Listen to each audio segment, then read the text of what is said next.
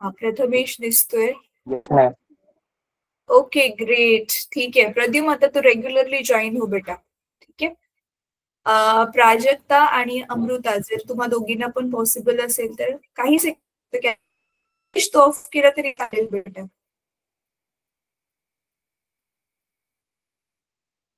अच्छा, बहुतेक प्राजक्ताच्या इकडे नेटवर्क इश्यू. बरं ठीक आहे, चला काही हरकत नाहीये. तर मला असं वाटतंय प्रद्युमचा, जयेशचा आणि अमृताचा माझ्या बरोबर हा फर्स्ट क्लास आहे. हो मॅडम. ओके ठीक आहे. अच्छा. Yes madam. ओके, चांगली गोष्ट आहे. तर मी मराठीतूनच शिकवते तुम्हा सगळ्यांना, कारण सगळ्यांना इथे मराठी कम्फर्टेबल आहे. पण हळूहळू ना, आता जवळजवळ 2-3 महिने झालेत मी तुम्हाला शिकवते, पण काही जण आता जॉईन झालेत. तर आपण काय करू ना, 1-1.5 महिन्यानंतर वगैरे ना मी मराठी कमी इंग्लिश थोडं जास्त वापरेल, जेणेकरून मग तुम्हाला इंग्लिशची चांगली सवय होईल. कारण जेवढं तुम्ही मग इंग्लिश मधून ऐकचाल तेवढंच तुम्हाला लिहिताना पण ते तसंच आठवेल आणि इझी पडेल ते लिहायला, है ना. आता आपण मराठीमधून ह्याच्यासाठी शिकतोय जेणेकरून तुम्हाला कमीत कमी कन्सेप्ट तरी कळाव्यात म्हणून. ठीक आहे. तर मी क्विकली रिवाइज करते आपण आतापर्यंत काय बघितलेलं आहे. तर ज्यांनी आज हा क्लास पहिल्यांदा जॉईन केला, हा फिजिक्सचा क्लास, तर तुम्ही मुलांना जर ग्रुपमध्ये बघितलं असेल तर आपले आधीच्या क्लासेसच्या ज्या रेकॉर्डिंग्स आहेत, किंवा मी स्वतःहूनच ह्या धड्याची कमीत कमी प्लेलिस्टची लिंक टाकेल. म्हणजे आतापर्यंत आपले जेवढे पण तास झालेत ना ह्या धड्यासाठी, तर ते प्लीज तुम्ही रेकॉर्डिंग ना जसं जसं तुम्हाला जमेल लाईनीमध्ये बघून घ्या. थोडंसं तुम्हाला माहिती आहे ना, आपण युट्यूब वरती स्पीड, प्लेबॅक स्पीड म्हणून तिथे सेटिंग्स मध्ये एक ऑप्शन असतो. तर व्हिडिओचा स्पीड थोडा वाढवून आपण फास्ट करून तिला बघू शकतो. तर 1.25च्या स्पीडवर वगैरे ठेवून जर तुम्हाला समजत असेल तर त्या स्पीडने, तर म्हणजे कमी वेळामध्ये तुम्ही पटपट त्या व्हिडिओज बघून फिनिश करू शकता, जेणेकरून तुम्हाला समजेल की चाललंय काय नक्की. ठीक आहे.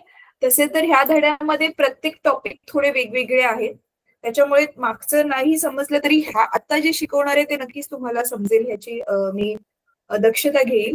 पण चला तरी बघूयात आपण. तर आता 1 मिनिट, मी तुमच्या बरोबर बुक शेअर करते तुमचं.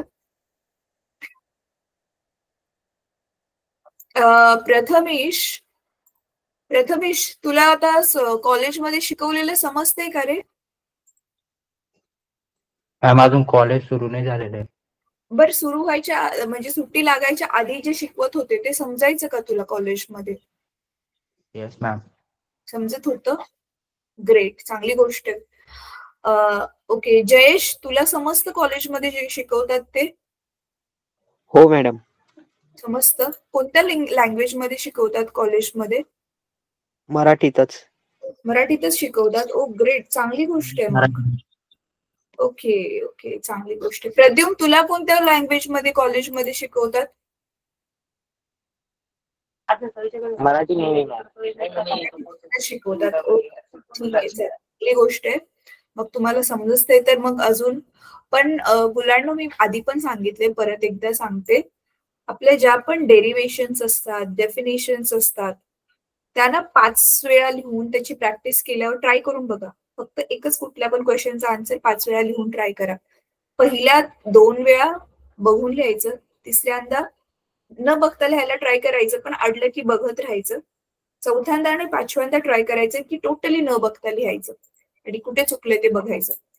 असं करून ना बघा, तुम्ही जे करताय ना ते विसरणारच नाही. हे मी स्वतः करायचे ज्यावेळी मी 10th मधून 11th मध्ये आलेले, आणि तुमच्यासारखंच मी पण मराठी मीडियम मधून शिकलेले होते, आणि मग 11th मध्ये आल्यावर सगळं फुल ऑन इंग्लिश मध्ये. त्याच्यामुळे मग ऑफकोर्स आपल्याला थोडी जास्त सुरुवातीला मेहनत करावी लागते, पण मग एकदा लिंक बसली की काही प्रॉब्लेम नाही. 12वी मध्ये जाईपर्यंत तुम्हाला सगळं व्यवस्थित समजायला यायला लागतं, लिहायला यायला लागतं, आणि मग 12वी मध्ये तुम्ही जेवढी चांगली प्रॅक्टिस करचाल तेवढं तुम्हाला अजून जास्त समजेल. ठीक आहे. तर थांबा, मी स्क्रीन शेअर करते. आपण आज आतापर्यंत काय बघितलं ते सांगते तुम्हाला.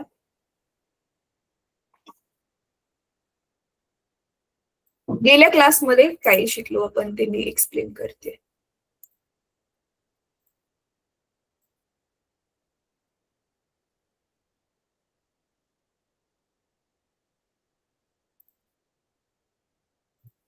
हे बघा, इम्पल्स ऑफ अ फोर्स आपण हे बघितलेलं होतं. इम्पल्स काय असतं ते बघितलेलं होतं आणि त्याची गरज काय आहे इम्पल्सची ते आपण बघितलेलं होतं.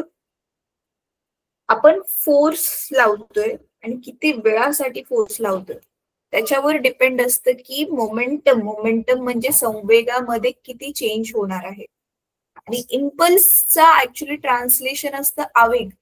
आता त्याला मराठीमध्ये काय म्हणतात ते मला नाही माहिती. जसं फोर्सला बल म्हणतात तसं इम्पल्सला मराठीत काय म्हणतात तुम्हाला कोणाला माहिती? मराठीत इम्पल्सला काय म्हणतात? हा जो वर्ड आहे इम्पल्स. तर बघा, बल वेळ किती वेळेसाठी आपण बल लावतोय त्यानुसार आपल्याला हा मिळतोय तो ग्राफ आहे, तो आहे इम्पल्स रिप्रेझेंट करतोय. म्हणून graphical representation of impulse of a force. ठीक आहे, हे आपण लास्ट टाइम बघितलेलं होतं. परत आपण केलेलं होतं लास्ट टू लास्ट टाइम. एक असतं लिनियर मोशन, दुसरं लिनियर म्हणजे एका लाईनी मधलं मोशन, दुसरं असतं रोटेशनल मोशन. तर त्याच्यामध्ये पण मोमेंट काय असतं, कपल काय असतं हे आपण बघितलेलं. मोमेंट ऑफ अ फोर्स आणि कपल ऑफ अ फोर्स. वस्तूला गोल फिरवण्यासाठी कधी कधी मोमेंट ऑफ अ फोर्स म्हणजे आता जसं की हा पेन आहे माझ्याकडे, मला ह्याला गोल फिरवायचंय, तर एका बाजूने मी ह्याला जस्ट फोर्स लावला की हा बघू शकता तुम्ही कर्व फिरतोय. पण गरजेचं नाही हा, कारण इथे मी फोर्स लावलाय म्हणून तो गोल फिरतोय, वाकडा जातोय. पण मध्ये फोर्स लावला असा तर तो सरळ जाईल. तर एक असतं मोमेंट ऑफ अ फोर्स, त्याच्या केंद्रापासून किती अंतरावर तुम्ही फोर्स लावताय. म्हणून इथे बघा आर क्रॉस एफ क्रॉस आहे, r bar cross f cross, sorry r bar cross f bar हे आहे. आणि दुसरं मोमेंट ऑफ अ कपल, दोन फोर्सेस असे जोडीने येतात म्हणून त्याला कपल नाव दिलेलं आहे. जोडी, कपल म्हणजे जोडी. ठीक आहे, आणि ते डेफिनेटली रोटेशनल मोशनच प्रोड्यूस करणार. म्हणून इथे it can produce translational acceleration and it does not produce any translational acceleration but produces only rotational or angular acceleration. हे पण आपलं last to last time class मध्ये झालेलं होतं. हे आपण बघितलेलं की moment of a couple is independent of axis of rotation.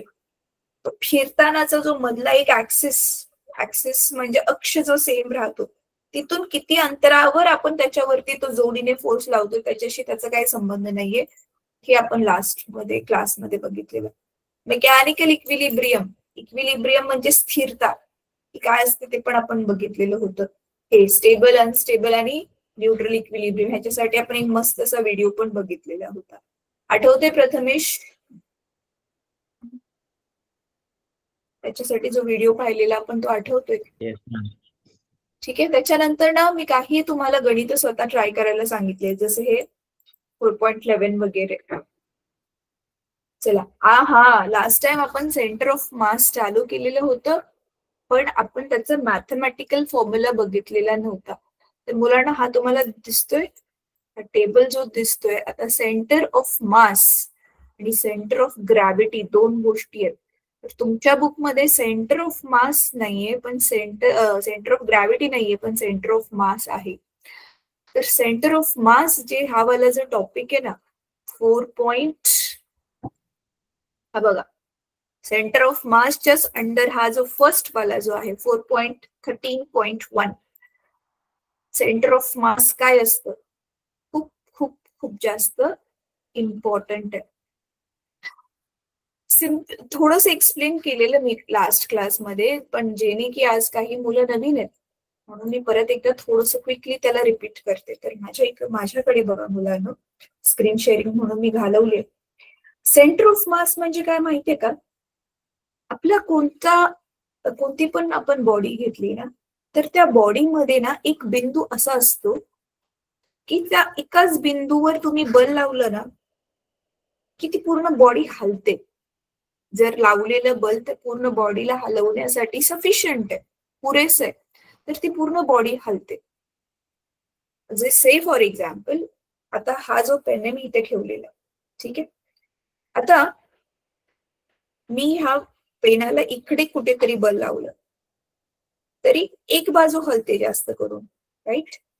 पण ह्याच्या बरोबर मध्यभागी मी बल लावलं, पूर्ण बॉडी बघा पुढे जाते. राईट.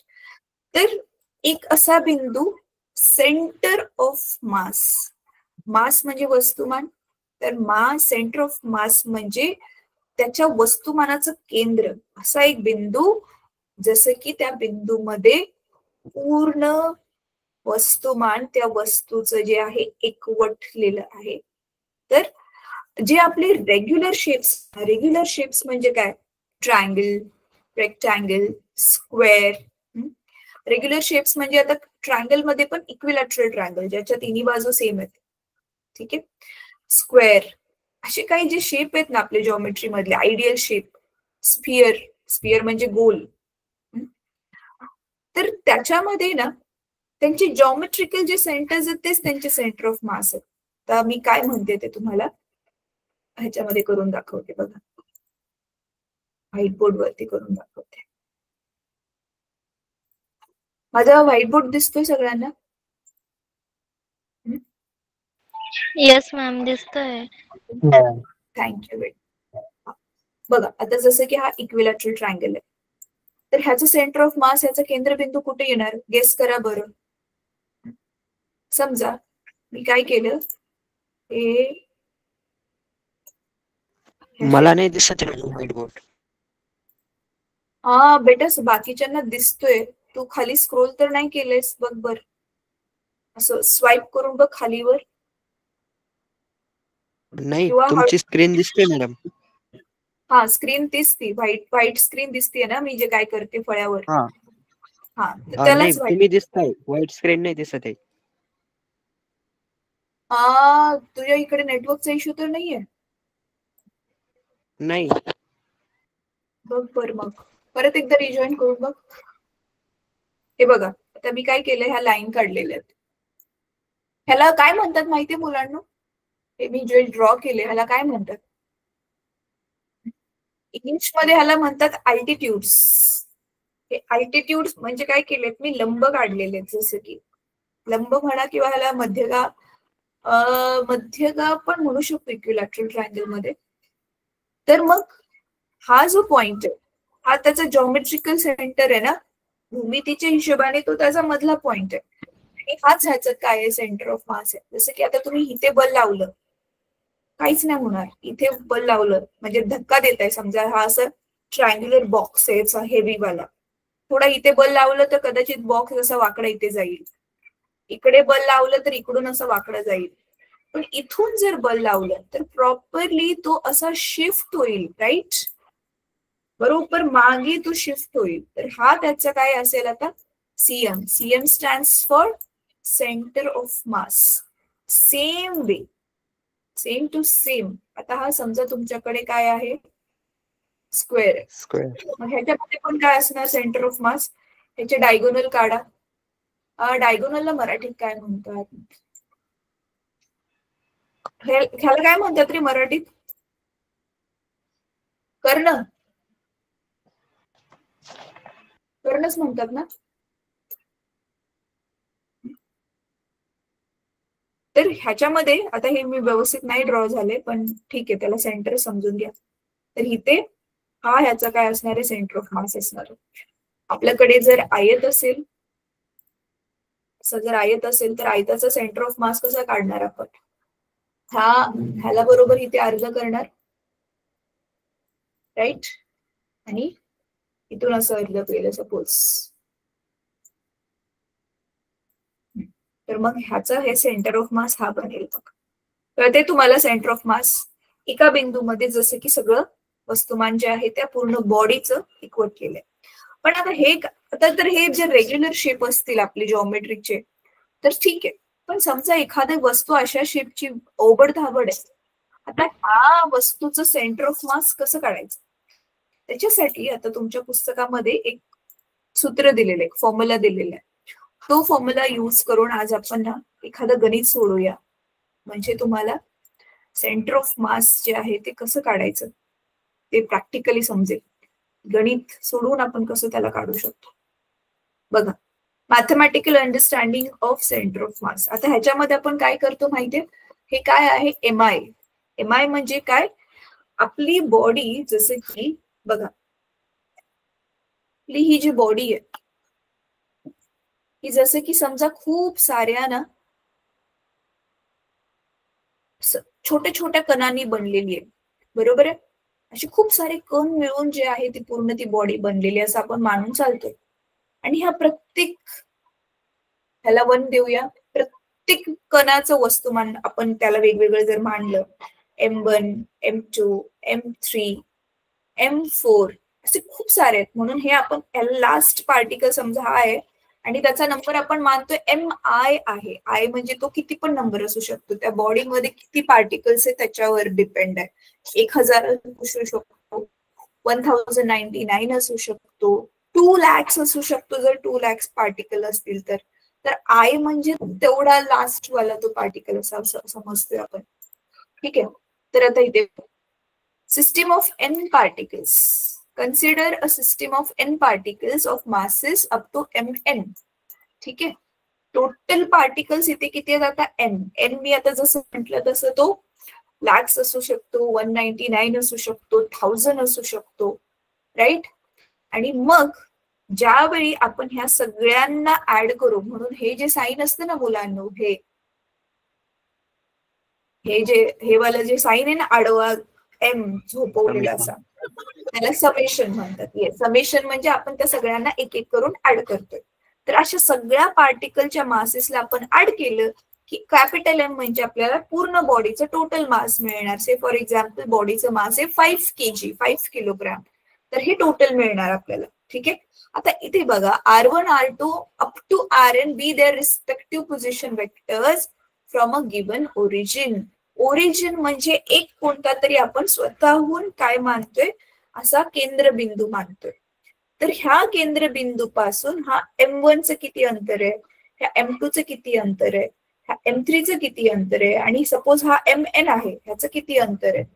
तर ह्या प्रत्येक अंतर आपण M1चं काय असेल R1 असेल, M2चं काय असेल R2 असेल, तसंच MN चं काय असेल RN असेल. म्हणजे बिंदू पासूनची त्यांची अंतर जी आहेत ती आपण किती घेतोय, R1, R2, R3 असं अप टू कुठपर्यंत N पर्यंत घेतो.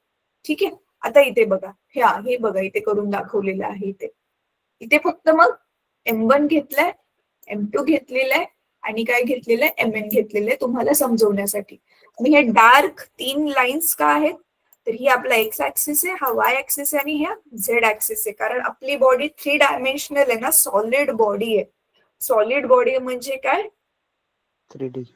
3D बॉडी आहे ना, असं प्लेन फ्लॅट नाहीये, ती अशी जाडसर बॉडी आहे. तर आता मग बघा, position vector r bar of their centre of mass from the same origin is then given as. म्हणजे जसे इथे आपण कॅपिटल एम साठी सगळ्यांना ऍड केलेलं होतं, तसं एव्हरेज एक सरासरी अंतर सेंटर ऑफ मास त्या बॉडी पासून किती येणार. तर बघा त्याच्यासाठी मग आता हे सूत्र आहे. ते सूत्र काय आहे, r bar is equal to MI/RI, म्हणजे दोघांचा प्रोडक्ट घेणार आपण, प्रत्येकाचा इंडिव्हिज्युअली प्रोडक्ट कळते. आता समजा हे पहिलं वाला पार्टिकल आहे, त्याचं मास आहे समजा 1 ग्रॅम आणि समजा त्याचं डिस्टन्स आहे 1 मिलीमीटर. तर इथे 1 into 1 येणार आणि खाली हे MI पहिल्या वाला पार्टिकलचं इथे जी आहे ती आपण इथे किंमत टाकणार. ठीक आहे. हे आपण गणित सोडवल्यावरती डेफिनेटली तुम्हाला समजेल. मग हे समेशनचं तर हे टोटल मासच एमच आहे, ते डायरेक्ट मग 5 kg दिलं असेल तर तसंच्या तसं आपण इथे ते ठेवू शकतो. ठीक आहे. तर हा आपला पोझिशन वेक्टर म्हणजे सरासरी अंतर सेंटर ऑफ मासचं. म्हणजे काय, समजा ह्या पूर्ण बॉडीचं मास सपोज इथे कुठला तरी एक बिंदू आहे, त्याच्यामध्ये एकवटलेलं आहे आणि आपण त्याचा ओरिजिन हा घेतलाय, तर त्या बिंदूपासूनच हे जे अंतर आहे हेच ते आर बार आहे, ज्याचं सूत्र आपण इथे स्टडी करतोय हे वालं. ठीक आहे. हे कळेल तुम्हाला हळूहळू गणित सोडवल्यावर. If the origin itself is the centre of मास. आता मी काय केलं, हा ओरिजिन इथे वेगळा घेतलेला आणि हे वेगळं घेतलेलं, पण समजा हे ओरिजिनच त्याचं सेंटर ऑफ मास आहे, तर मग आर बार काय होणार, इथे मग 0 होणार ऑब्व्हियसली ना, स्वतःपासूनचं अंतर 0 होणार. मग इथे MI/RI काय येणार, मग 0. मग इथे MI/RI gives the moment of mass is similar to moment of force about the center of mass. Moment of force काय असतं आपण ते बघितलेलं होतं. आठवते तुम्हाला? मोमेंट ऑफ फोर्सचा काय फॉर्म्युला होता? R cross f cross r bar cross f bar होता, राईट? तर त्याचप्रमाणे इथे मग आपल्याला हे MIRI पण मोमेंट ऑफ मासेस देते, तिथे मोमेंट ऑफ फोर्स दिलेला. बघा मोमेंट शब्द जेव्हा पण आला ना, मोमेंट म्हटल्यावर आर असतो, कुठलं तरी डिस्टन्स असतं ते लक्षात ठेवायचं. तर मोमेंट ऑफ फोर्स काय होता? R bar cross f bar, right? तर मग हे झालं मोमेंट ऑफ फोर्स. सेम आता इथे काय भेटलं आपल्याला? MIRI आहे ना, मग इथे आर असताना मोमेंट ऑफ फोर्स झालेलं, इथे आर असताना मोमेंट ऑफ मासेस झालं. कळते? ठीक आहे. The center of mass is a point about which the summation of moments of masses in the system is 0. हा पाठ करायचं सूत्र तुम्हाला. काय आहे सेंटर ऑफ मासेस? काय आहे? तो बिंदू ज्या बिंदूवरती मोमेंट ऑफ मासेस, सगळ्या मासेसचं त्यांच्या प्रोडक्ट बरोबरचं जे समेशन आहे ते सगळं मिळून 0 होतं, असा वाला बिंदू. ठीक आहे. आता जसं की एक्स ऍक्सिसच्या तुलनेमध्ये तो बिंदू एक्स ऍक्सिस पासून किती लांब आहे, सेम वे तोच बिंदू, सगळे जे बिंदू आहेत ते वाय ऍक्सिस पासून किती लांब आहेत, त्याच्यानुसार झेड ऍक्सिस पासून किती लांब आहेत, त्याच्यानुसार मग आता त्यांची जी आहेत काय केलेली आहेत ती डिस्टन्सेस घेतलेत. आता जसं की बघा,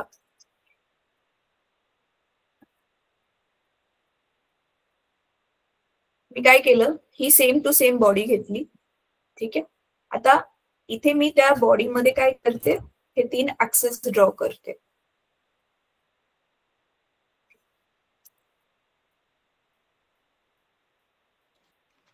हा Y x axis, Z axis. ठीक आहे. Y Z. ठीक आहे. आणि आता सपोज फक्त त्या बॉडीमध्ये आपण 3-4 पार्टिकल्स घेतोय. समजा मी असे घेतले, तर हा माझा M1 आहे, M2 आहे, M3 आहे. आता तुम्हाला माहिती आहे मुलांनो, आपलं हे एक्स ऍक्सिस पासून जे ह्याचं डिस्टन्स असेल त्याचे कोऑर्डिनेट्स आपण काय घेतो? x1. सेम y पासून त्याचं जे अंतर असेल ते आपण काय घेतो? y1 घेतो. आठवते ना कोऑर्डिनेट्स आपण कसे लेखामध्ये शिकलेलो आहे. आणि त्याचं झेड पासून जेवढं पण झेड वरती आपण जर परपेंडिक्युलर ड्रॉ केला तर झेडला तो कुठे कट करतोय? ते झेड वर, राईट? सेम इथे पण काय येणार? x2 y2 z2 x3 y3 z3. मग हीच त्याची जी अंतर आहेत. मग सेम पार्टिकल साठी आता जो आपण रेडियस वेक्टर डायरेक्ट हे आर घेतलेलं होतं ना, हे आर, हाच आरला आपण एक्स वाय झेडच्या फॉर्म मध्ये रिझॉल्व्ह करू शकतो ना. तेच घेण्यासाठी मग इथे x1 y1 z घेतलेलं. आठवते तुम्हाला? हे तुम्ही सेकंड चॅप्टर मध्ये शिकलेलं होतं. आपण आर बार कसा काढलेला होता? You remember? RX I hat हे जे होतं आपण ह्याला RX नाव दिलेलं होतं, म्हणजे एक्स शी रिलेटेड त्याचा जो वेक्टर आहे, इथे त्याला RY नाव दिलेलं होतं. आठवते तुम्हाला? RX I hat, RY J hat आणि काय होतं? RZ K hat. आठवते तुम्हाला? राईट? सेम वे तसं आता मग हे x1 x2 x3 असं घेतलेलं आहे. ठीक आहे. तर मग इथे बघा काढलेलं आहे मग सगळ्या एक्स, मग असे x1 पहिल्या पार्टिकलसाठी x1, दुसऱ्यासाठी x2, तिसऱ्यासाठी असे n पार्टिकल्स जेवढे असणार ते इथे दिलेले आहे बघा. 1 to n, 1 पासून n नंबरचे जेवढे पार्टिकल्स आहेत त्यांचे सगळ्यांचे इथे XX वाले वेक्टर्स, YY वाले वेक्टर्स आणि ZZ वाले वेक्टर्स. ठीक आहे. तर ही 3 सूत्र बनली. आता आपण काय करणार आहोत? Continuous mass distribution. Continuous mass distribution म्हणजे तुमच्याकडे जी बॉडी आहे त्याचे सगळे जे पार्टिकल्स आहेत एकमेकांना जोडून आहेत, असे पोकळ नाहीयेत. आता से फॉर एक्झाम्पल, थांबा माझ्याकडे काय वस्तू आहेत तुम्हाला दाखवते. हा एक बॉडी बघा ही आहे, से फॉर एक्झाम्पल ही एक बॉडी आहे. ठीक आहे. आता ह्या बॉडीमध्ये बघा पूर्ण पॅक आहे ही, तर ह्याला म्हणू शकतो आपण एक सेकंड दिसेल व्यवस्थित. ही बॉडी जे ना पूर्ण पॅक आहे, तर आपण ह्याला म्हणू शकतो कंटिन्युअस मास डिस्ट्रीब्युशन, मध्ये कुठेच गॅप नाहीये. ठीक आहे. पण आता माझ्याकडे समजा आता हा कप आहे, त्यामध्ये तर आतमध्ये मोकळं आहे ना, ह्याचं मास असं कंटिन्युअस पसरलेलं नाहीये. कळते कंटिन्युअस मास डिस्ट्रीब्युशन म्हणजे काय? पूर्ण सॉलिड बॉडी. हा, जसं की आता हा मोबाईल आहे, त्याचं पण आहे काय आहे, पूर्ण मास कंटिन्युअसली आहे, पण त्याचा सेपरेटली फक्त मी कव्हर काढला तर त्याचं कंटिन्युअस मास डिस्ट्रीब्युशन आहे. आपला कंगवा घ्या, नॉर्मली कंगव्यामध्ये पण मधून मधून ब्रेक आहे, गॅप आहे, तर त्याचं कंटिन्युअस मास डिस्ट्रीब्युशन नाहीये. राईट? हा, तर मग आता काय करायचंय मग त्याच्यासाठी बघा. एक सेकंड, परत एकदा तुम्हाला. तर बघा, असं आपल्याकडे जी बॉडी असेल ना with uniform density. Uniform density म्हणजे पण काय, जे मास आहे एक समान सगळीकडे पसरलेलं आहे. म्हणजे ज्या ज्या कणांनी ते बनलंय ना, सॉलिड बॉडी डेन्सिटी म्हणजे त्यांची एक समान घनता असते. कुठे जास्त दाट आहे, कुठे जास्त वेगळं आहे असं नाही. आता से फॉर एक्झाम्पल आपण हवा घेतली आपल्या आसपासची, तर हवेची डेन्सिटी युनिफॉर्म नाही म्हणू शकत है ना. हवा जी आहे आपली युनिफॉर्म डेन्सिटी नाही म्हणू शकत. कुठे ती जास्त घन असते हवा, हवेचे पार्टिकल्स कुठे कुठे जवळजवळ असतात, कुठे कुठे लांब असतात, तर हवेची घनता युनिफॉर्म नाही म्हणू शकत. पण जर आपण लोखंडाचा गोळा घेतला तर त्याची काय असेल, ती युनिफॉर्म डेन्सिटी असेल. म्हणजे एक समान घनता असेल, एक समान दाटपणा असेल त्याचा, कुठे कमी कुठे जास्त असे नसेल. युनिफॉर्म डेन्सिटी म्हणजे काय, हा शब्दाचा अर्थ कळला. कंटिन्युअस मास डिस्ट्रीब्युशन ह्याचा अर्थ कळला. तर for a continuous mass distribution with uniform density we need to use integration instead of summation. Integration माहितीये ना, आपण त्याला काय करतो, छोट्या छोट्या तुकड्यांमध्ये डिवाइड करतो आणि सगळ्यांना ऍड करतो, मग त्याला आपण इंटिग्रेशन म्हणतो. आणि आपण मग इंटिग्रेशनची सूत्र वापरतो. हे आपण आधी पण बघितलेलं आहे, सेकंड चॅप्टर पासून आपण हे इंटिग्रेशन शिकतोय. ठीक आहे. तर मग आता ह्याच्यामध्ये काय दिलंय, एखाद पूर्ण, आता ही आपली युनिफॉर्म डेन्सिटीची बॉडी आहे ना मुलांना. बघा आपण काय करतोय ना, की पूर्ण युनिफॉर्म डेन्सिटीची बॉडी सगळी एक समान जिथे घनता आहे त्याच्यामधलं ना, आपल्या ह्या कोऑर्डिनेट सिस्टीम पासून, ऍक्सिस सिस्टीम पासून, एक्स वाय सिस्टीम पासून एक छोटासा एलिमेंट घेतोय. ते छोटासा एक पार्टिकल घेतोय, त्याचं मास छोटा आहे ना म्हणून आपण डीएम मानतोय. आणि त्याचं जे डिस्टन्स आहे पूर्ण तिन्ही ऍक्सिस पासून, जो पोझिशन वेक्टर आपण ज्याला म्हणतो त्याला आपण आर मानतोय. आणि ह्या दोघांचंच मग आपण काय करतोय, ह्याला इंटिग्रेट करून टोटल काढतोय, मग ते झालं सेंटर ऑफ मास. मग ह्याच्यामध्ये प्रत्येक M1, M2, M3 असं वेगवेगळं घ्यायची गरज नाहीये. ठीक आहे. तर बघा, म्हणून इथे काय केलंय, हाय r bar position vector, dm त्या छोट्याशा पार्टिकलचं मास, आणि मग खाली पण मग डीएम, खाली टोटल मास इंटिग्रेशन. म्हणून बघा खाली आपलं टोटल मास, वरती त्या दोघांचा प्रोडक्ट. आता इथे आपण काय करतो, डीएम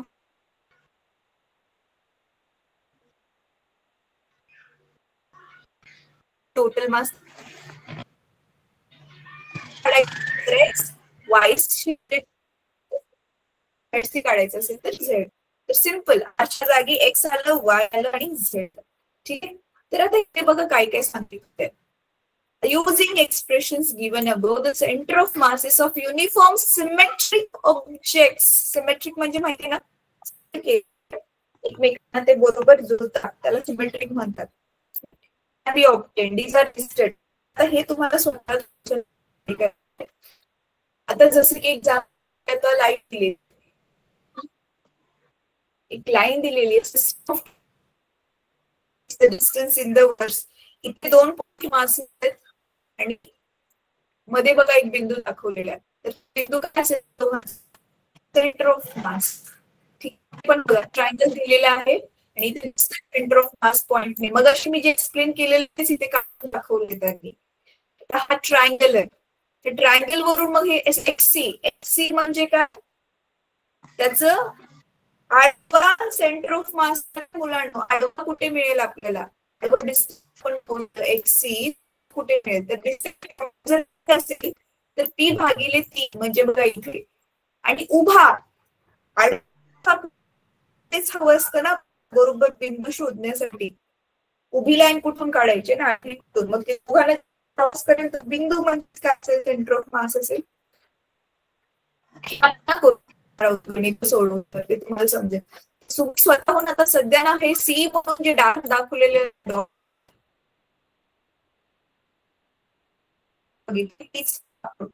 ठीक आहे. तर चला आपण ना आता काय करूयात, लेटर ई साठी आता सेंटर ऑफ मास ई साठी त्या आकृतीमध्ये बघू शकतो.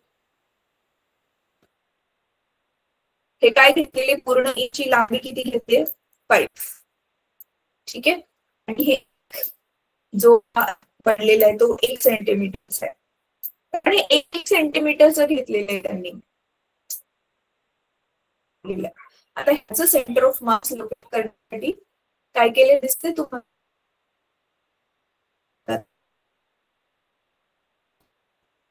by selection of the center of mass दिलेले M1, M2 and M3 will be त्याचे कोऑर्डिनेट्स कुठे कुठे असतील ते दिलेले बघा. 1, 2, 3, 4, 5, 6, 7, 8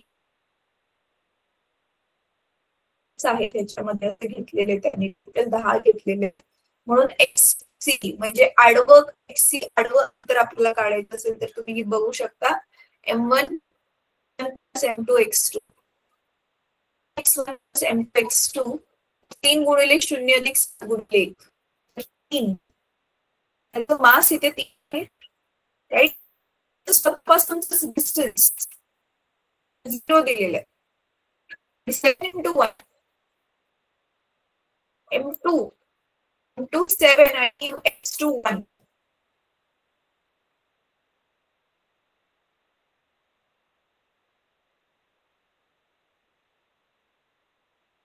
इथे काय करावं लागेल, म्हणजे त्यांनी आधी काय दिलेलं ना 1 आणि 2 कसे घेतले, 2 कसं काय दिले ना ते थोडं वाचून एक काम करा, तुम्ही हे स्वतःहून वाचून ट्राय करा, कारण हे ऑलरेडी सॉल्व्ह केलेलं गणित आहे. ठीक आहे. तर मला वाटतं ते तुम्हाला समजेल. नाही समजलं तर मला नेक्स्ट क्लासमध्ये विचारा. आपण ना दुसरं कुठलं तरी गणित ट्राय करूया स्वतःहून सोडवायला, जे थोडंफार डिफिकल्ट असेल असं, जेणेकरून तुम्हाला समजेल की आपण सेंटर ऑफ मास जे शिकलो त्याचं काय करायचंय. अच्छा, आता हे गणित जे मुलांना तुम्हाला दिसतंय ना, हे IIT मध्ये वगैरे पण अशी वाली गणित विचारलेली आहेत. चला आपण ना काय करूयात ह्याचं, अच्छा मला सांगा, आपण सॉल्व्ड गणित सोडूया की एक्सरसाइज मधलं एखादं सेंटर ऑफ मासचं गणित सोडूयात.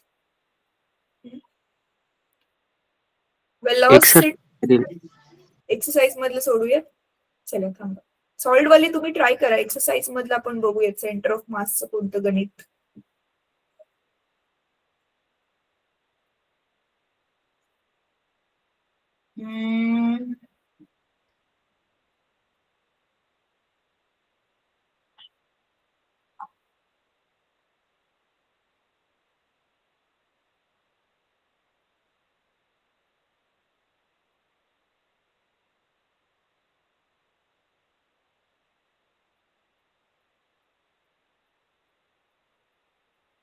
टेन्शन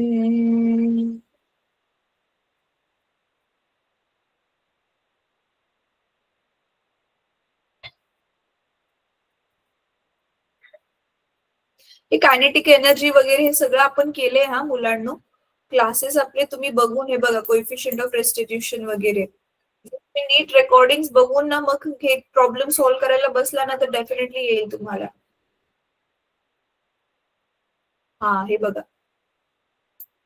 हे वाला क्वेश्चन 4 युनिफॉर्म. थांबा, ह्याला मी कॉपी करून घेते स्वतःकडे, आन्सर पण दिलेले. Locate center of mass of their system.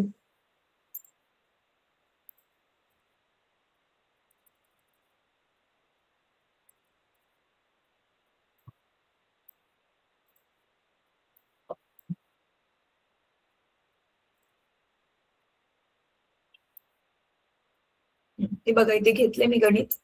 4 uniform solid cubes of ages 10 centimeter, 20 centimeter, 30 centimeter and 40 centimeter are kept on ground touching each other in order to locate center of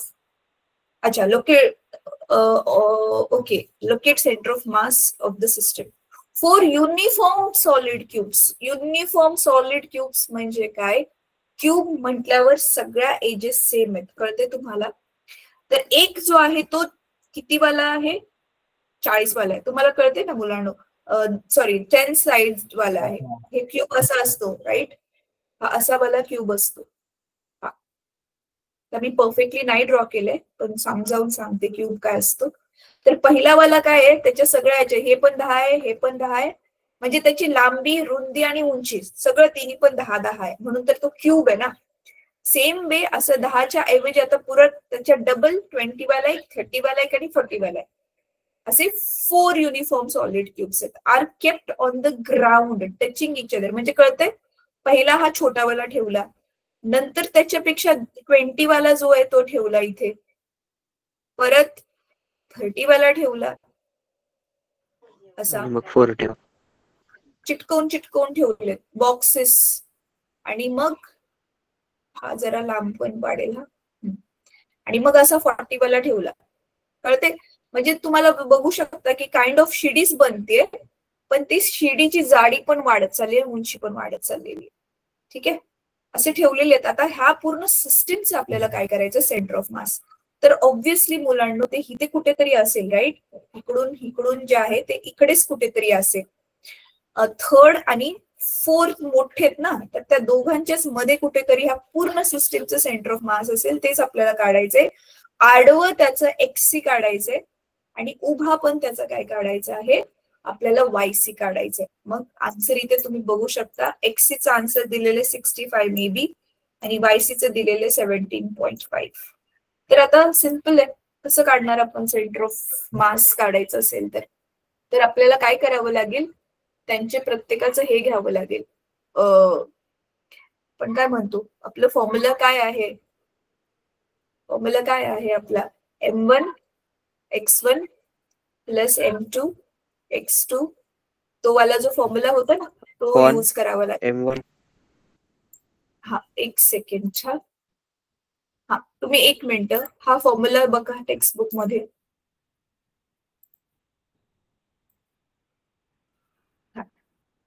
बघा, मी वरती जाते.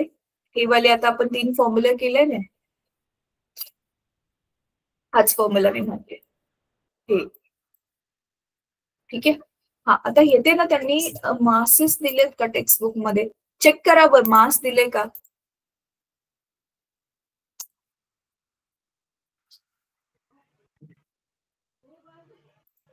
मास दिलेला आहे का? सिस्टीमचं काय बॉक्सचं मास दिलेलं आहे? क्वेश्चन मध्ये चेक करा बरं. नाही दिले ना?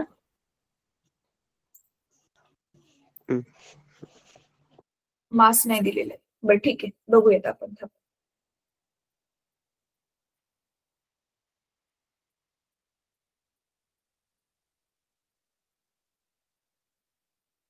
मी एक आकृती दाखवते मुलांना.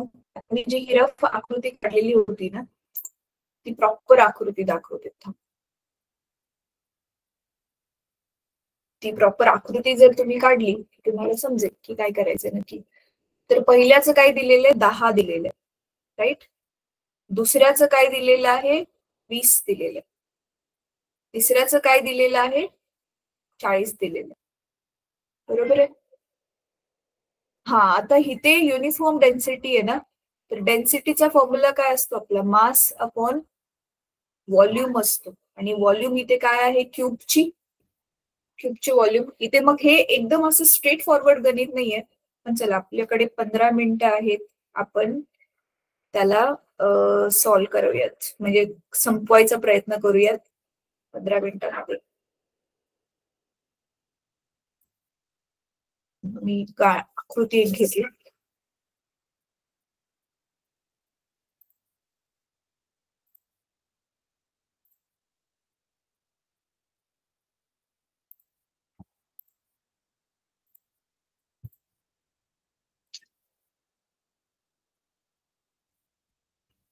मी व्यवस्थित प्रॉपर आकृती काढते. ठीक आहे, मग तुम्हाला ते जास्त व्यवस्थित समजेल.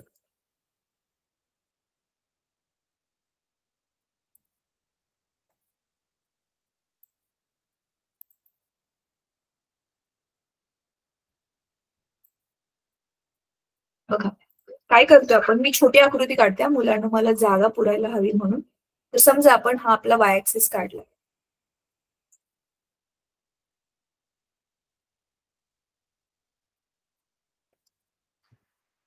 अरे काय झालंय,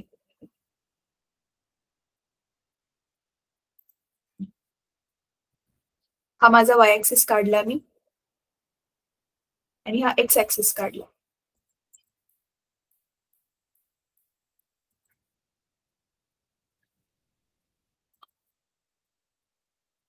काय केले आपण, हा सपोज पहिला बॉक्स, ठीक आहे, इथे आपण देऊया 10, 20, 30, 40. इकडे पण मग हे वाला काय होणार, क्यूब आहे ना आपला, स्क्वेअर सारखं दिसायला पाहिजे. मग तर इथे सपोज मग हे होणार इथे 10, 20, 30, 40. बरोबर आहे. तर आता थांबा, इथूनच क्यूब घेऊयात आपण. तर हा 10 पासूनचा हा पहिला क्यूब, राईट. अरे हा छोटा होईल. अच्छा, मिनिमम साईज तेवढीच आहे वाटते. ठीक आहे, थांबा हातानेच काढायला लागेल. ठीक आहे, हा पहिला क्यूब 10 वाला जमिनीवर ठेवला. हा आता दुसरा क्यूब, हा. अच्छा, आता इथे कळतंय तुम्हाला, त्याची 10 पासून सुरुवात करतोय आपण, 20 पर्यंत उंची जाते, तर तो इथे 30 ला टच करेल, टोटल 20 असल्यामुळे. बरोबर आहे, येस ऑर नो, है ना. मग हे आपल्याला थोडं वाढवावं लागेल. 50, 60, 70. नंतर आहे 30 वाला, तर त्याची उंची इथे 30 पर्यंत जाते आणि 3 घरं 1, 2, 3 हा असा. बरोबर आहे. आणि नंतर ह्याला अजून वाढवूयात, 60, 70 हे 80, 90. आता ह्याची किती, 100. 4 घर आहेत आता ह्याची, राईट. तर 40 पर्यंत उंची चालली आहे त्याची इथून, आणि इथून 10, 20, 30, 40 तर इथपर्यंत, राईट. कळतंय. आता तुम्हाला माहिती आहे ऑलरेडी हे रेग्युलर शेप आहे, तर ह्या प्रत्येकाचं सेंटर ऑफ मास हे असणार आहे. करेक्ट आहे, हा मधला बिंदू असणार आहे, हो की नाही, राईट. तर हे इथे ह्याला 5 असेल, इथून 5, इथून 5, राईट. आणि हे ह्याचं सेंटर ऑफ मास असेल, हे ह्याचं बरोबर इथला मधला पॉइंट, आणि इथे पण हे किती आहे, 30 आहे ना, म्हणजे 15चा ह्याचा मधला पॉइंट, 15, 15. हे 40 आहे, तर ह्याचा 20, 20. कळतंय का, राईट. तर हे सगळ्यांचे प्रत्येकाचे इंडिव्हिज्युअल क्यूब्सचे सेंटर ऑफ मास असतात. मग ह्यालाच आता आपल्याला काय करायचं, त्याची एव्हरेज काढायची. ठीक आहे. आता पण इथे मास नाही दिलंय, पण आपला ना फॉर्म्युला आहे मुलांना, डेन्सिटी ही सेम आहे ना, चौघांची युनिफॉर्म डेन्सिटी आहे. तर डेन्सिटीचा आपला फॉर्म्युला आहे मास अपॉन व्हॉल्यूम. मास म्हणजे वस्तुमान, व्हॉल्यूम म्हणजे आकारमान. आता आकारमान आपल्याला क्यूबचं ऑलरेडी माहितीये, त्याचा फॉर्म्युला आहे एल क्यूब. त्याची जेवढी पण लांबी असेल त्याचा आपण घन केला की आपल्याला त्याचा आकारमान म्हणजे व्हॉल्यूम मिळतं. तर ह्याची आपल्याला लांबी दिलेली आहे, तर आपण डेन्सिटी सगळ्यांची सेम आहे, तर आपण इथे काय करू शकतो माहितीये, प्रत्येक साठी आता पहिला जर हा क्यूब आहे, M1 आपला काय असेल, रो. इकडे हा गेल्यावरती डेन्सिटी रो ने दर्शवतात, rho L cube, right. L1 चा क्यूब, सेकंडचा मास होईल रो L2 चा क्यूब, आणि थर्डचं मास काय होईल, रो 3 चा क्यूब, आणि फोर्थचं मास काय होईल, रो L4 चा क्यूब. ठीक आहे. आता म्हणजे काय, इथे L1 च्या ऐवजी काय होणार, रो 10 चा वर्ग, सॉरी क्यूब. इथे सेम वे, रो 20 क्यूब, 20चा वर्ग, 30 क्यूब, 30, आणि इथे रो क्यूब. कळते. तर आपल्याला मासेस दिले नाही तर आपण मास लिहिले. ठीक आहे. तर चला आता आपण काय करणार आहे, मग फॉर्म्युला वापरायचा आपला. इंडिव्हिज्युअल आधी आपण काढून घेऊया. ठीक आहे. तर आता डायग्राम तुमच्या समोर ऑलरेडी. आता हे डिस्टन्स किती येणार, आता आपलं डिस्टन्सेस पण लिहून घेऊयात. मास तर मिळाला, आपला फॉर्म्युला काय आहे, MI/XI आहे ना. तर पहिल्याच आता एक्स वाला डिस्टन्स काय होईल, फर्स्ट पार्टिकलच्या सेंटर ऑफ मासचं काय डिस्टन्स आहे, 5 आहे हे, राईट. वरतून खालून दोन्ही बाजूने 5च आहे, राईट. सेकंडचं काय होईल, सेकंडचं काय होईल, हे कुठे टच करते, 10. इथे टच, एक्स ऍक्सिसला ते कुठे टच करते ते बघावं लागेल आपल्याला, राईट. पहिल्याचे काय होणार कोऑर्डिनेट्स, पहिल्याचे दोघांचे पण बघा. आपलं आपण समजा पहिले हे पोझिशन वेक्टर जर आपण हा पहिल्या पार्टिकलचा हा वाला घेतला, असं क्रॉस घेतो ना आपण डायगोनल सारखा, तर मग आर आपला फर्स्ट पार्टिकल R1 साठी काय होणार, 5,5 बरोबर आहे. एक्स पासून पण तो 5 वर आहे, वाय पासून पण तो 5 वरती आहे. म्हणून आपला इथे x1 5 होणार, y1 पण 5 होणार. कशासाठी, फर्स्ट पार्टिकल साठी. आता सेकंड पार्टिकल साठी आपण R2 जर घेतला तर R2 किती होईल आपला, R2 फक्त ह्या क्यूब साठी बघितलं तर 20चा अर्धा 10 आहे, करेक्ट आहे. पण एक्स ऍक्सिस पासून तो किती लांबीवरती गेलाय ते चेक करा बरं. आता तो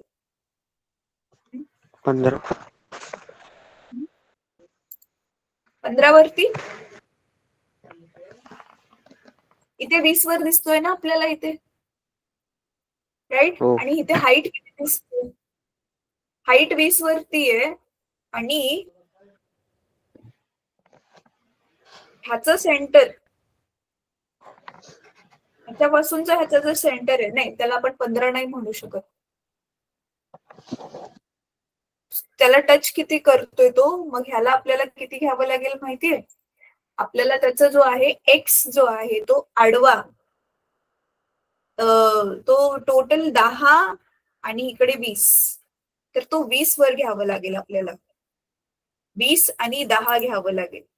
म्हणजे हा जर आपण पोझिशन वेक्टर जर काढला तर एक्स ला 20 घ्यावं लागेल आपल्याला, 20 ला टच करतोय ना हा, राईट.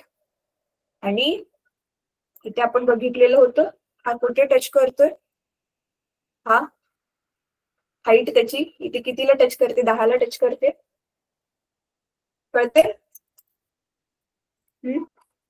कळते काय चाललंय. म्हणून डायग्राम खूप इम्पॉर्टंट आहे इथे. म्हणजे आता इथे आपला x2 येणार 20 आणि y2 येणार 10 सेकंड पार्टिकल साठी. सेम वे आता R3 थर्ड पार्टिकल साठी. आता तुम्ही सांगा बघा डायग्राम बघून कुठे टच करते, हे बघा दिसतच आहे तुम्हाला स्वतःहून. 40 आणि 50च्या बरोबर मध्ये, मग 45, राईट. हो, राईट. 45 आणि इथे 10 आणि 20च्या मध्ये 15. हाईट किती येणार, 15. Yes, very good. आणि R4 काय येणार, कुठे टच करते बघा बरी इथे, 80. 80 आणि व्हर्टिकली कुठे टच करते हे, 20. 40च्या अर्ध. Yes, very good. So 80 20, right. आता ह्या सगळ्या किमती आपल्याला मिळाल्या. सिम्पल. आता फक्त ह्या सगळ्या किमती ज्या आपण आकृतीवरून काढल्या त्या आता फक्त काय करायचे, सूत्रामध्ये ठेवायचे. That's it. तर आपलं सूत्र काय आहे, आता सूत्र लिहूयात आपण आपलं. ठीक आहे. एक्स काढायचे आता आपल्याला, एक्सचं सीएम काढायचंय, सेंटर ऑफ मास. आणि नंतर आपल्याला काय काढायचंय, वायचं काढायचंय. फक्त बस तेवढंच करायचं. x1 m1, x2 m2, तर x3 m3, x4 m4. x m2 x2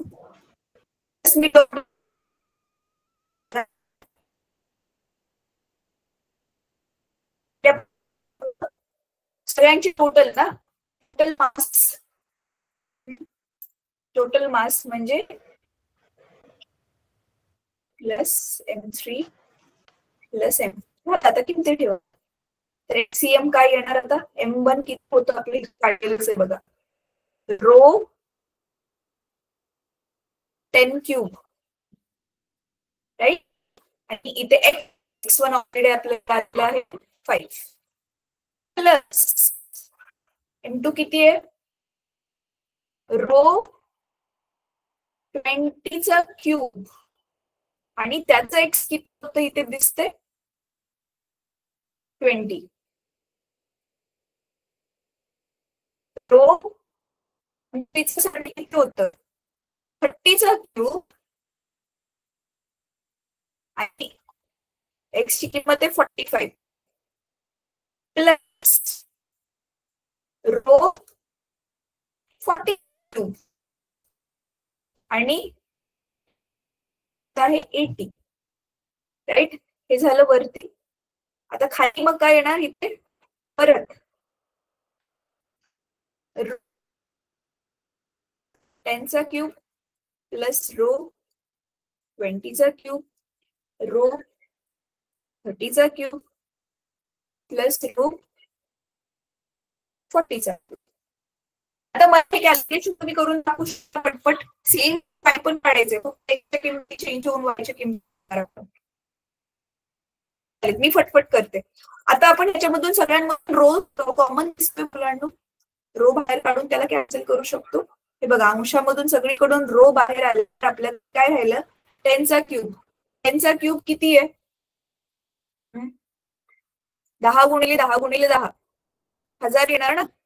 1000 गुणिले 5 5000 येईल इथे. परत इथे 20 चा क्यूब किती आहे? 2 चा क्यूब 8 आहे, 3 शून्य येणार आणि 20. सध्या मी ह्याला असं ठेवते, ठीक आहे. आणि प्लस इथे 3 चा क्यूब किती आहे?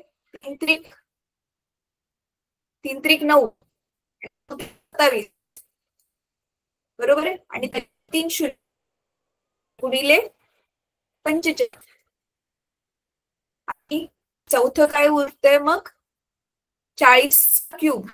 4 चौक 16, 16 64 परत 3 शून्य गुणिले किती होतं ते 80 होतं ना, ठीक आहे. बाहेर गेलो, खाली रो बाहेर काढल्यावर आतमध्ये 10 चा क्यूब 1000, 20 चा क्यूब 8000, 67,000. बघा, मार्क्स दिलेलं नसलं तरी पण आपल्याला उत्तर मिळते. मग आता हे फक्त मुलांना तुम्हाला कॅल्क्युलेशन करून डेफिनेटली तुम्हाला 65 सेम टू सेम. आता तुम्ही काय करणार आहे, त्याला वाय पण तसंच काढणार. वाय पण सेम. वायला काय करायचंय, फक्त वायला काय करायचंय, ह्या एक्सच्या ज्या किमती आपण घेतलेल्या होत्या ना, एक मिनिट, अच्छा ठीक आहे, थांबा मी वेगळ्या पेनने इकडेच करून दाखवते.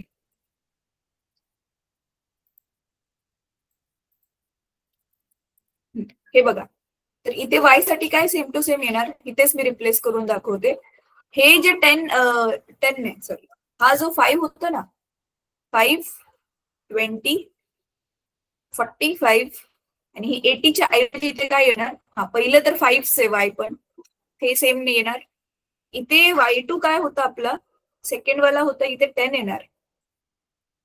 परत इथे 45च्या ऐवजी 15 येणार आणि इथे 80च्या ऐवजी 20 येणार. बाकी सगळं सेम टू सेम. आणि तुम्ही बघू शकता एक्सच्या कंपॅरिझन मध्ये वायच्या किमती कमी आहेत, त्याच्यामुळे मग त्याचं टेक्स्टबुक मध्ये तुमचं वाय सेंटर ऑफ मासचं आन्सर पण दिलेलं आहे 17.17 आय थिंक काहीतरी, राईट. हे कॅल्क्युलेशन करून तुम्ही स्वतः काढचाल. कळलं आपण काय केलंय नक्की, मग सेंटर ऑफ मास कसं काढतात. ही अशी वाली गणित ना तुम्ही जेवढी सोडवचाल ना तुम्हाला तेवढी जास्त मजा वाटेल, ठीक आहे. तर आता टेक्स्टबुक मध्ये ना हे वाला गणित तुम्ही कॅल्क्युलेशन कम्प्लीट करा. आणि टेक्स्टबुक मध्ये ही जी गणित आहेत, थांबा मी परत दाखवते स्क्रीन मध्ये, ही तुम्ही ना प्लीज उद्यापर्यंत ना स्वतःहून ट्राय करा. तरी पण काही सोडवूनच सगळं दाखवलंय, तरी पण ना सोडून दाखवलं तरी पण काही समजत नाहीये असं काही जाणवलं तुम्हाला, तर मग मी डेफिनेटली तुम्हाला उद्या एक्सप्लेन करेल. उद्या आपला क्लास आहे, तर उद्या पण जॉईन व्हा तुम्ही. ठीक आहे. तर आता ही जी आपण गणित बघितली ना, सॉल्ड एक्झाम्पल्स, हे वाली बघा. हे एक तर ई वाला बघा, मग 4.12, हे 4.13 आणि 4.14 ही गणितं सॉल्व्ह करून स्वतःहून ट्राय करा. ठीक आहे. हाच तुमचा होमवर्क आहे. ही सॉल्व्ह गणितं परत एकदा ट्राय करा. आणि आता जे आपण गणित केलं त्याचं कॅल्क्युलेशन्स करून तुमचं सेम खरंच ते 65 आणि 17.7 आन्सर येते की नाही येते ते जरा तुम्ही चेक करा. ठीक आहे. मला वाटतं यायला पाहिजे. इझी. चला ठीक आहे. तर आपण इथे आपला क्लास थांबूया. टाइम पेक्षा थोडं जास्तच घेतलं मी, 5 मिनिटं, 5-7 मिनिटं, तर इट्स ओके. मुलांनो, आपण उद्या हा वेलॉसिटी वाला करू. ठीक आहे. वेलॉसिटी ऑफ सेंटर ऑफ मास, म्हणजे वस्तू जर धावत असेल तर तिचं सेंटर ऑफ मास कॉन्स्टंट नसतं माहितीये. जेव्हा तिचं जे आता आपण सेंटर ऑफ मास काढलंय तेच तिचं सेंटर ऑफ मास नसतं. म्हणजे हीच आता जी सिस्टीम आपण बघितली